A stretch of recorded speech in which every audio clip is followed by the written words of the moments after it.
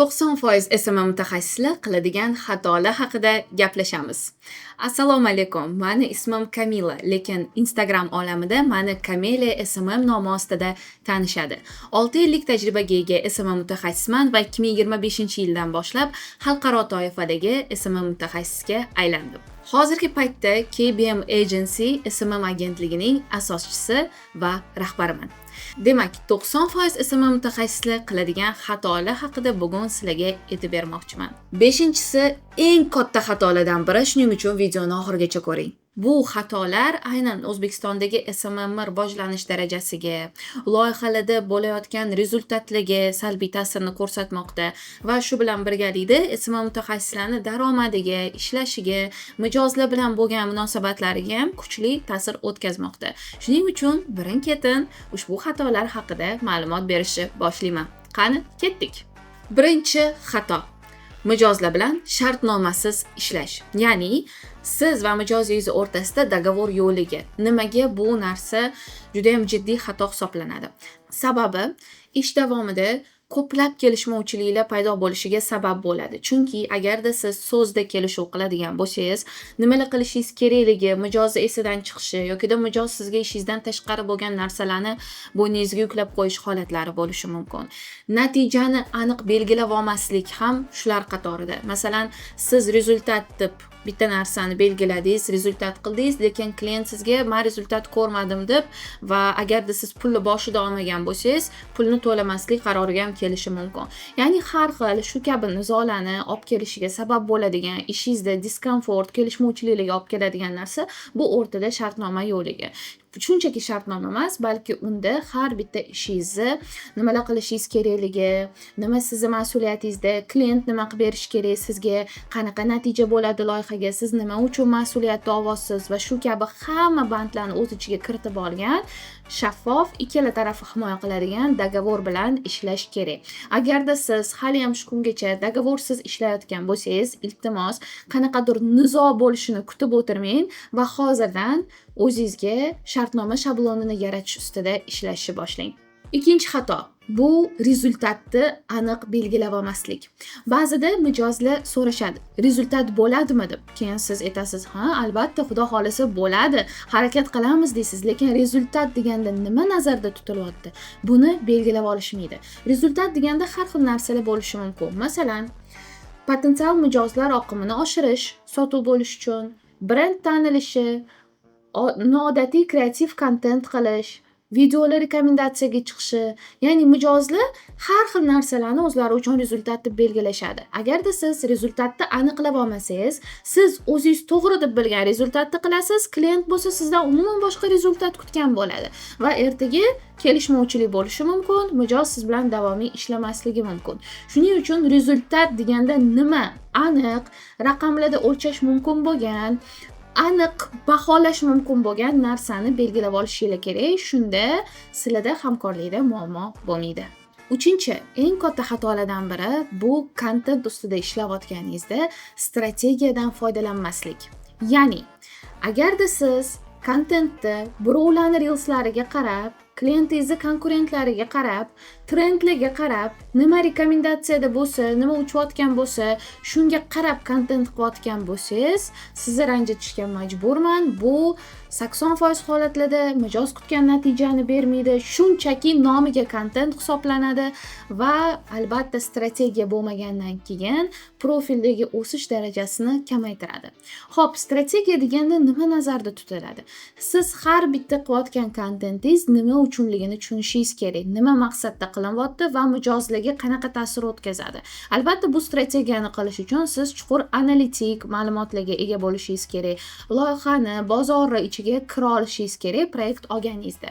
Agarda siz bu jarayonlarni qilmayotgan bo'lsangiz, ya'ni trendlar, klientingiz konkurentlari, birovnikiga o'xshash kontentlar qilayotgan bo'lsangiz, siz uzoqqa bormaysiz. Nafaqat bu mijoz bilan, balki SMM bozorida. Chunki SMM bozori rivojlanib bormoqda va qanchalik siz professional mutaxassis bo'lsangiz, shunchalik sizning daromadingiz oshadi, shunchalik sizga talab ko'tariladi va siz ushbu SMM sohasida stabil o'rningizga ega bo'lasiz. Agarda siz mijozingizga bugun ssenariylar tayyor bo'ladi deb bugun yubormayotgan bo'lsangiz, syomkani kunini belgilab, uni doim cho'zib yuradigan bo'lsangiz, yokida videolarni klient sizdan qachon video qilasiz, qachon stories tayyor bo'ladi, qachon reels tayyor bo'ladi deb doim sizni nazorat qilib, sizni tepangizda vaqt bo'yicha kontrol qiladigan bo'lsa, demak siz deadline'larga amal qilmaysiz va ishingizda tartib yo'q va ishingiz pala-partish. Bunday holat ko'pchilik mijozlarni joniga tekkan va aynan shu sababdan ham siz yaxshi mutaxassis bo'lmang, qilayotgan kontentlaringiz zo'r bo'lmasa, ishingizdan yaxshi rezultat bo'layotgan bo'lsa ham, agarda siz deadline'larga amal qilmasangiz, ertami-kech mijoz sizdan charchaydi va sizga bo'lgan jiddiy munosabat yo'qolib qoladi.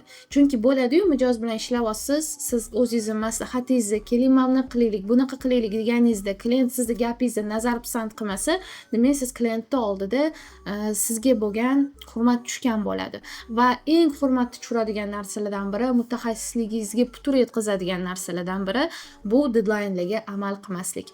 Agarda siz o'z sohangizni professional bo'lmoqchi bo'lsangiz, deadline'larga, sroklarga, qachon nimani topshirishga, tartibga juda qattiq ahamiyat berishingiz kerak. 4-xato bu SMM mutaxassis bo'la turib, marketingni o'rganmaganligingizda.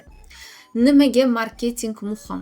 Chunki SMM mutaxassis bu social media marketing, ya'ni ijtimoiy tarmoqlardagi marketing bilan shug'ullanadigan inson. Agarda siz umumiy marketingda qanaqadir tushunchaga ega bo'lmasangiz, ya'ni reklama haqida tushunchaga ega bo'lmasangiz, reklama orqali mijozlarga qanaqa qilib ta'sir o'tkazish mumkin, qanaqa qilib brendni singdirish mumkin, qanaqa qilib ularni xarid qilish qaroriga ta'sir o'tkazish mumkinligini bilmasangiz, bu sizga proyektlaringizda natija qilishingizga xalal beradi va oqsashga olib keladi. Chunki siz kontentlaringizni 12 ta video topshirishim kerak, shu 12 ta videoni qilsam bo'ldi, videoim qanaqa prosmotr yig'yapti, faqat shu doirada, tor doirada qolib ketasiz. Sizga marketing taraflama nazar solish kerak proyektlarga, ana o'shanda sizda rezultatlaringiz ancha balandroq bo'ladi. Marketing bo'yicha bilimlaringizni oshirishni eng zo'r yo'li bu kitoblar o'qish. Men sizga tavsiya qilgan bo'lardim Marketing at Adoya, Ivzlom marketinga degan kitoblarni o'qishi, chunki ularda juda ham yaxshi va sodda, noldan bazaviy tushuncha qilib, zo'r tushuntirib berilgan, qanaqa qilib marketing ishlaydi reklama sohasida. Va 5-chi eng dolzarb xatolardan biri bu siz o'zingizni Instagramingizni yurg'izmasligingiz. Xo'p, Instagramingizni yurg'izish deganda men hozir aynan shaxsiy brend, doimiy ravishda kontent qilish, podpishchilarni ketidan quvish, katta byudjetda o'zingizga targetga pul tikish, blogerlardan reklama olish kabi narsalarni nazarda tutmayman. Eng kamida to'g'ri upakovka qilingan sizni кейslaringiz, nima uchun sizni tanlash kerak, siz o'zi kimsiz, eng bazaviy ma'lumotlarga ega bo'lgan oddiy upakovka qilingan Instagramingizni ham yo'qligi. Chunki baribir odamlar siz bilan ishlashdan oldin sizni Instagramingizga qaraydi. Sizni Instagramingizga qarab turib, primerno didingizni, qanaqa profil yurg'izishingizni tushunishadi. Ikkinchisi, Instagramingizni borligi, uni doimiy ravishda yurg'izmasangiz ham, doimiy kontent qilmasangiz ham, bitta upakovka qilib, kamida 9 ta 12 ta publikatsiyani qo'yib qo'yganingizni o'zi sizga Instagramdan doimiy mijozlar oqimini olib kelishiga sabab bo'ladi va doim o'zingizni кейslaringizni, ishlaringizni o'sha yerga joylashtirishingizga yordam beradi. Mana misol, bu profil meni shogirdimniki. Ular aynan SMM targeting yo'nalishini tanlaganlar va ko'rib turganingizdek profil professional tarzda yurg'izilmagan, shunchaki to'g'ri upakovka qilingan, nima uchun ular bilan ishlash kerakligi ochib berilgan, nima muammoni hal qilishlari ochib berilgan va bitta reklamani kreativ qilingan xolos. Lekin shu profil ularga har oy mijozlar oqimini olib keladi va $800 dan boshlab oyiga daromad qilishlariga yordam beradi stabil tarzda. Shuning uchun men sizga tavsiya qilgan bo'lardim, agarda hali ham sizni shunchaki ishingizni, kimligingizni, SMM mutaxassisligingizni ochib beradigan Instagram sahifangiz upakovka qilinib to'ldirilmagan bo'lsa, buni yangi loyihadek tasavvur qilib, shu ishni boshiga boring.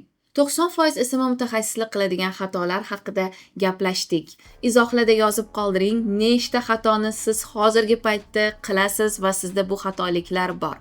Va sizga tavsiya qilgan bo'lardimki, bu xatolarni tezroq to'g'irlash va o'z ustingizda ishlashingizni. Chunki SMM sohasi to'xtamayapti, u o'zini pik darajasiga yetib kelgan va eng zo'r o'z ustida rivojlangan SMM mutaxassislar hozir SMM qaynab turgan paytida maksimal daromad, natija va karyerniy rostga ega bo'lishlari mumkin.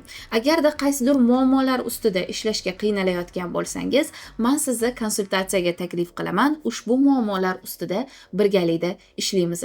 Meni Instagram, Telegram, YouTube sahifalarimga obuna bo'lishni unutmang. Sizlar bilan Kamila bo'ldi.